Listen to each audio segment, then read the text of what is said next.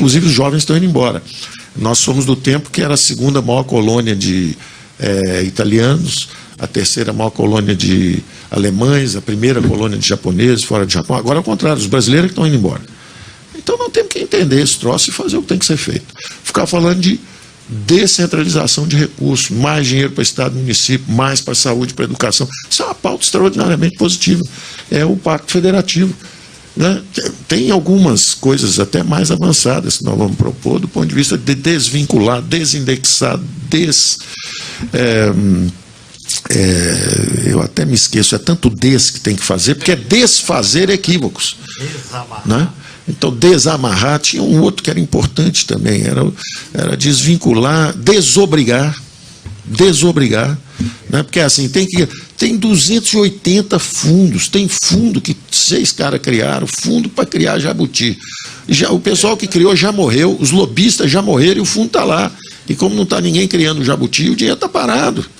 Você tem que desobrigar esse dinheiro, deixar esse dinheiro andar. Tem prefeito no interior de São Paulo dizendo para mim, falando assim, olha, eu tinha 6 irmãos. As famílias eram pobres e tal. Só que o interior de São Paulo cresceu, ficou rico, etc. Agora cada um dos meus irmãos tem 2 filhos, tem um filho. Então está sobrando dinheiro para a educação e faltando dinheiro para a saúde. E eu não posso transferir. E eu sou obrigado a gastar em educação, então eu fico comprando porcaria. Eu troco 3 vezes de uniforme, num ano eu compro 3 vezes, 4 vezes, senão eu sou preso. Eu quebrei a lei, porque pela lei eu tenho que gastar esse dinheiro. Então eu sou obrigado a fazer coisa errada do lado de cá, quando está faltando dinheiro para fazer coisa certa do lado de lá. Então a minha conversa com eles é o seguinte, senhores, assumam o protagonismo. Assumam o protagonismo. Foi racional carimbar o dinheiro 30 anos atrás. 30 anos depois, vocês são maduros. Em vez de ficar vindo a Brasília para tentar uma beiradinha numa estatal, para desviar recursos, para cuidar da reeleição, se não for preso pelo Sérgio Moro, vamos fazer um negócio mais construtivo? Vamos assumir 1,5 trilhão de recursos da União para votar todo ano? 1,5 trilhão. Vocês ficam vindo aqui pedir uma emenda impositiva de 5 milhões, 500 candidatos, né, 500 parlamentares, com 5 milhões cada um, dá uma merreca. Vocês têm 1,5 trilhão para gastar. Agora, assumam as responsabilidades. Estão desvinculados, desobrigados, desindexados todas as despesas e receitas de todos os entes federativos. Puf! Você dormiu no Brasil, acordou na Alemanha. Acabou. Agora, cada um responde. Quero segurar salário 3 anos, segura. Quero segurar benefício 3 anos, segura. Quero aumentar salário e benefício, quero cortar a educação, segura. E vai para a próxima eleição, com a sua responsabilidade. Em vez de ficar jogando a culpa na Constituição, os senhores escreveram a Constituição, 30 anos depois, só eles revejam. Por isso que chama PEC. A PEC do Pacto Federativo. Estamos juntos, vamos fazer esse negócio, vamos embora. Isso dá 5 mil prefeitos aplaudindo, governador aplaudindo. Então eu tenho certeza que nós vamos para o segundo movimento construtivo, que é fazer o Pacto Federativo. Vai junto a reforma tributária, vamos simplificar. Tem 30 impostos, vamos simplificar, vamos pegar 3, 4, 5 e transformar num só, outros 3, 4, 5, transformar num só, baixar, simplificar as alíquotas. Mas como é que você vai baixar? Eu tenho certeza de uma coisa, quando você tem uma alíquota alta, a implicação teórica é a seguinte, 1 trilhão de contencioso e 300 bilhões de oneração. Baixa a alíquota um pouquinho, baixou o contencioso e baixou a sonegação e baixou a desoneração. Se a alíquota é muito alta, faz sentido quem tem lobby político ser desonerado e quem não tem ir para o contencioso. Quem tem dinheiro vai para o contencioso, quem tem influência política vai para a desoneração. Vamos baixar, vamos fazer um negócio lento, mas baixando, vamos sinalizar e vamos ver se pega. Pegou, está aumentando a arrecadação, o país está crescendo de novo. Ok, continua simplificando e reduzindo. Não, parou, para de baixar. Vamos premiar o bom comportamento. Baixou, aumentou a arrecadação, vamos embora. Não existe curva de Laffer, isso é besteira, não existe não, porque teoricamente é muito controverso. Mas chegou no Brasil, eu tenho certeza que nós já passamos da curva de Laffer há muito tempo, porque realmente o negócio é absurdo, são 50 impostos diferentes. A minha geração já desistiu, eu tenho pelo menos 50 ex-sócios que vivem no exterior. Tem vinho no Porto, tem empresa tem time de futebol em Orlando, os caras foram embora. Desistiram. Vem aqui toda hora, estão por aqui, passeiem por aqui para administrar alguns investimentos, tal, mas já desistiram do país. Nós precisamos das novas gerações acreditarem no país. Porque, inclusive, os jovens estão indo embora.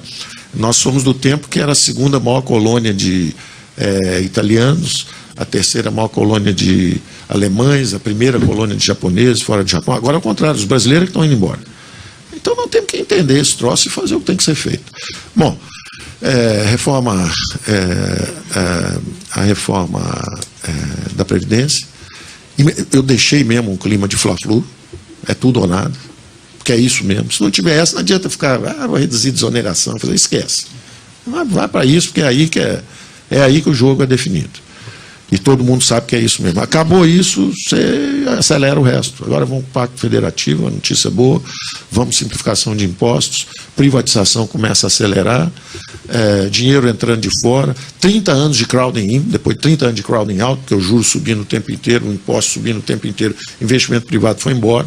Vamos fazer agora 30 anos de crowding in, o papel do BNDE nisso, um papel de torre de comando. A turma quer descer no Brasil em saneamento, nisso, naquilo, está todo de comando. Pode descer aqui, regulamentamos aqui, fizemos isso, fizemos aquilo. Então tem um papel importante de coordenação, muito mais do que de ficar dando grana para gato gordo. É a coordenação desse crowding in que vai acontecer. É um negócio sofisticado, é um desafio bacana, tem um capital humano espetacular aqui na casa. Levi entende tudo disso, quer dizer, fui buscar lá fora exatamente por isso, porque conhece o Banco Mundial, esteve lá fora, já foi ministro da Fazenda, então é um ato também dele de patriotismo, ajudar o Brasil, voltar para nos ajudar. Interessantemente, sócios mais jovens, alguns, os mais velhos, se mandaram, alguns mais jovens voltaram. Tem um garoto que veio, filho até de um ex-professor do IBMEC, o Gustavo Montesano, filho do Roberto Montesano, que foi meu professor lá no IBMEC também, do meu time. Eu também trouxe um Veloso para o nosso time. Assim que você chegou de fora, nós te contratamos para professor no IBMEC. Especialista em educação, que é uma área chave, crítica para o futuro do Brasil.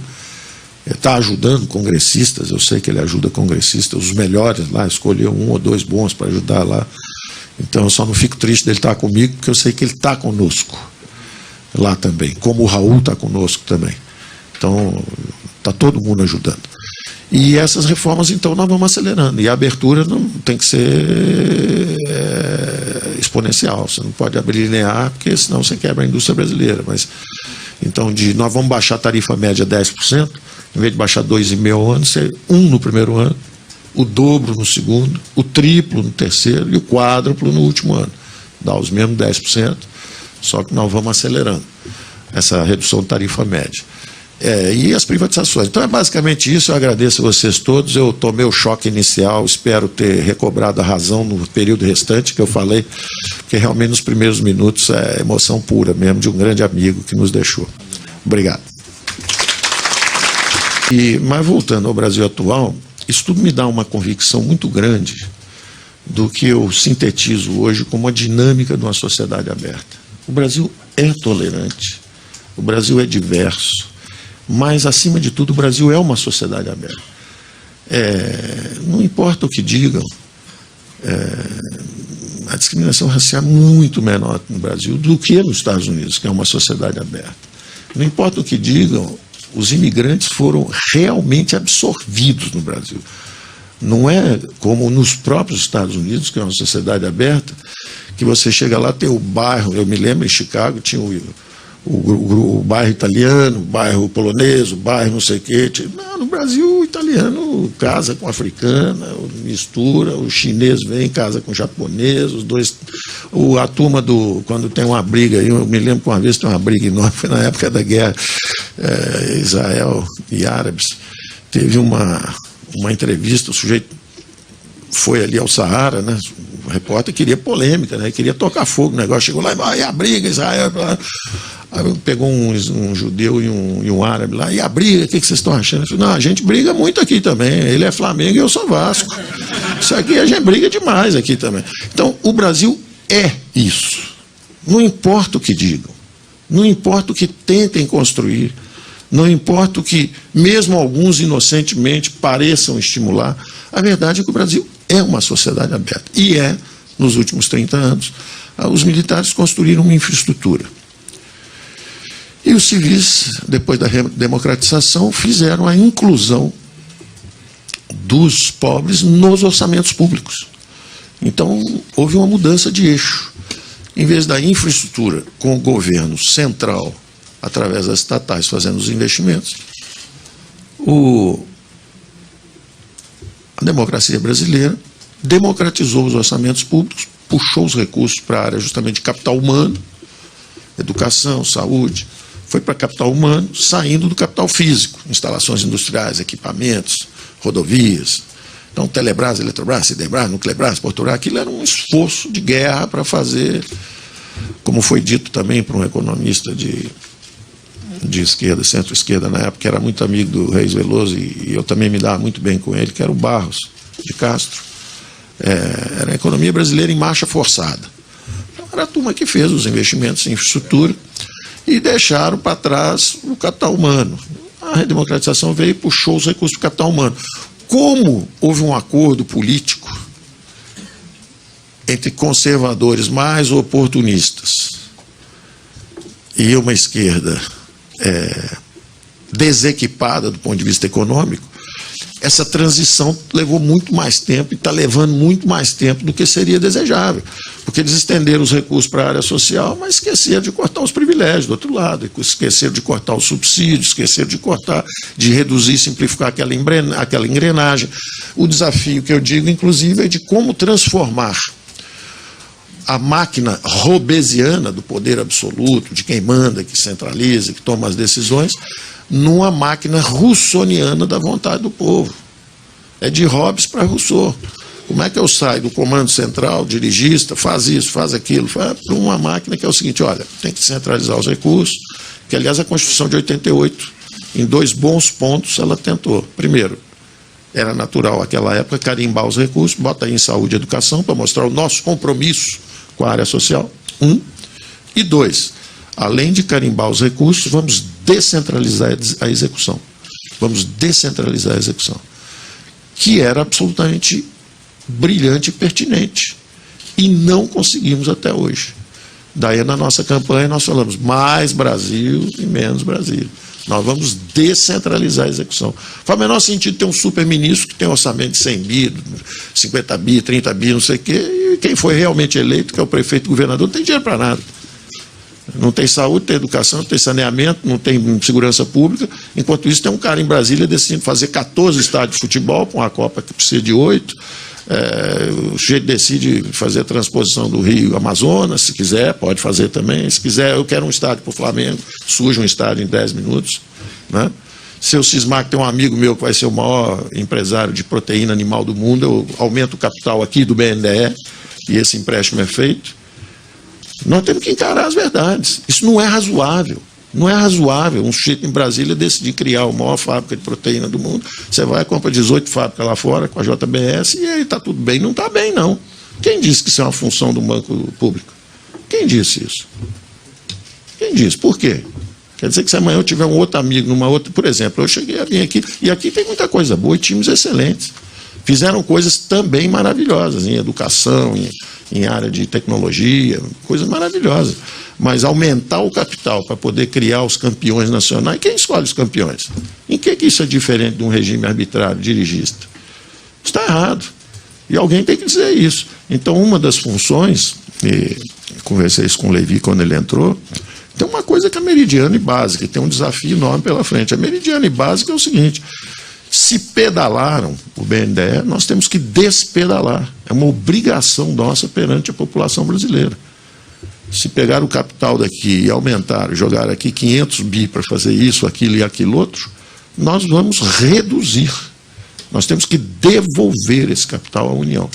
Porque tem uma contrapartida do outro lado. Enquanto estão brincando de dar dinheiro aqui para A, B e C, e o brincando que eu estou dizendo, evidentemente, eu me refiro a algumas opções da direção. Dá dinheiro para a Sete Brasil, dá dinheiro para o Porto Mariel, dá dinheiro para fazer uma refinaria junto com a PDVSA, não sei aonde. Isso é errado. Mas tem garantia do Tesouro. Mas que banqueiro é esse? Um banqueiro que faz um empréstimo precário. A Venezuela não pagou 600 e o empréstimo total é 1,5 bi. Mas vai ter Moçambique, vai ter Cuba, vai ter mais. está errado. Ou nós fazemos esse exame de consciência, ou nós estamos errados também. Quer dizer, não é certo. Um banco público não é para isso que existe. A carteira está dando lucro, claro, empresta dinheiro para a fibra, empresta dinheiro para... mas foi uma grande fusão. Quem disse que isso é bom? Quem disse que não é melhor competição? Não sei, deixa o mercado resolver. Não pode é você dar uma vantagem competitiva para um cara virar a maior fábrica de proteína do mundo e para o outro fazer uma fusão. Quer dizer, o Itaú pode juntar com o Unibanco, a Fibra pode juntar com a Suzano. Mas eu, para comprar uma empresinha de eventos lá em Belo Horizonte, o trabalho teve que ir para a Fundação Getúlio Vargas, o CAD examinou vários meses e tal. Isso é um contrassenso. Ou o CAD existe para manter a competição, ou acaba com o CAD. E o BNDE pode ser uma fábrica de privilégios também? Quer dizer que onde toca o governo tem fábrica de privilégio. O governo toca a Previdência, tem Previdência que são 20 vezes maior que as outras. O governo toca crédito no Brasil. Quer dizer que tem amigo do rei que vem aqui e pega dinheiro, enquanto os pequenininhos não pegam. Que diabo é isso? Isso é uma pergunta que vocês têm que fazer. Então, o compromisso meu com o Levi foi: Levi, você vai me fazer um favor, despedale. Tem que devolver. Dito isso, tem um desafio extraordinário, digno de uma instituição que tem tanta gente de qualidade como essa. É justamente essa função do Banco Público. Já fizeram em telecomunicações, privatizações, já fizeram recentemente em distribuição de energia elétrica, apoiar as privatizações. Vão fazer agora no saneamento. BNDES é Banco Nacional de Desenvolvimento Econômico e Saneamento. Vão ser mais específicos. Porque o social que está ali, hoje a maior emergência é o saneamento. São 60 mil crianças que morrem por dia. Quando você faz, inclusive, a análise da Previdência, você vê assim, o Nordeste sempre diz: olha, mas aqui a pessoa morre mais cedo e tal. Você vê, a expectativa de vida de 60 em diante é igual. Quem sobreviveu, o nordestino, que é, antes de tudo, um forte, quando ele sobrevive e chegou aos 60, a expectativa de vida dele é igual. Um ano e meio de diferença daí para frente. Mas por que as médias são muito diferentes? Porque na infância, por falta de saneamento, morrem milhares de crianças anualmente, e isso é uma desigualdade inaceitável. Então, mergulhar no saneamento, fazer a transformação e a modernização da infraestrutura brasileira para atingir as classes mais pobres, tudo isso é muito válido, e isso vai continuar.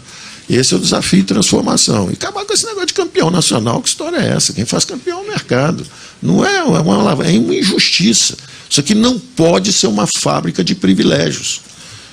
Não pode. E eu, jovem ainda, uma vez eu chamei isso aqui de Recreio dos Bandeirantes. Porque na época era Vilares, Bardella, os industriais paulistas vinham aqui com a melhor das boas intenções. Onde estão essas potências hoje? A não ser com recursos pessoais bem gordinhos. Onde estão as potências industriais que foram plantadas lá? Então, tem que pensar sobre isso. Se recurso público é para isso. Principalmente naquela época. Porque naquela época era dinheiro que não pagava a inflação. A inflação brasileira era 20%, 30% e pagava-se ao trabalhador brasileiro 6% ao ano. Então, era realmente uma transferência perversa de renda brutal. Você literalmente tomava dinheiro do trabalhador brasileiro e passava para os industriais paulistas. Aí eu, brincando, chamei de Recreio dos Bandeirantes. Eles vêm aqui passar o fim de semana ali no Recreio dos Bandeirantes, na Barra, fica no hotel, aí vem aqui, pega um dinheirinho e volta. Está bonita a festa. Então, nunca foi nada institucional contra o banco em si.